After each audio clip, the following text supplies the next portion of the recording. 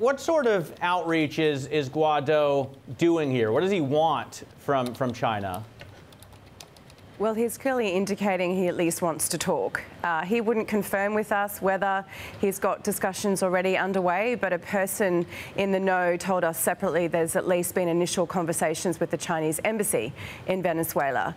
The reality is he does need China in some form. It's a major investor in the country already. It's a buyer of its oil. If Guaido does come to power, he's coming in and inheriting an economy that is shattered in a country that has very long-term infrastructure needs. And while he'd expect some immediate humanitarian aid and an IMF package and so on, what you need is countries who are willing to give money for the long term.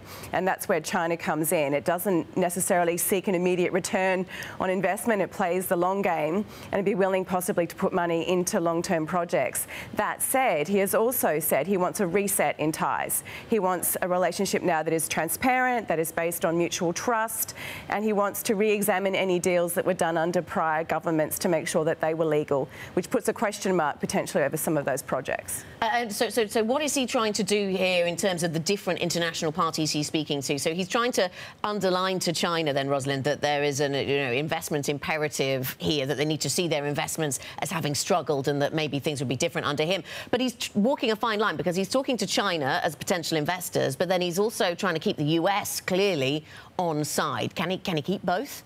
Well, that's the question. It's very tricky. He has to dance between the two. Venezuela, for a smallish country, has been a significant one for global geopolitics. You've got Russia, you've got China, you've got the US, you've got Turkey, you've got other countries in there jostling for influence, and he would have to manage that. It's clear that for him, the US is a priority.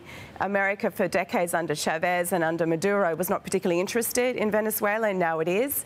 The US is a very strong advocate for international support for him, and it will continue to be so. It's in Venezuela's neighbourhood, so he clearly needs that relationship.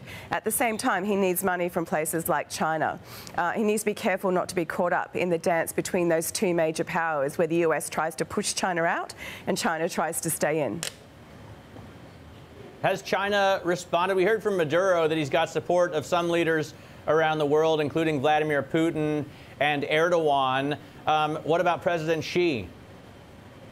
Well, China's been a bit careful so far in its public statements. They take the line normally that they don't support interference in another country's affairs. They pointed out that they were there for Maduro's inauguration recently, but they've not very specifically said that they support Maduro, and they're probably keen, at least, to talk to Guaido's people. They have for decades supported Chavez and Maduro, and that's been useful for them, not just financially, but because they like to needle in what the US would think of as its regional backyard. But they are pragmatic. They can afford to let some investments go if need be, and it would suit them to still be in the country, so it makes sense for them to be talking.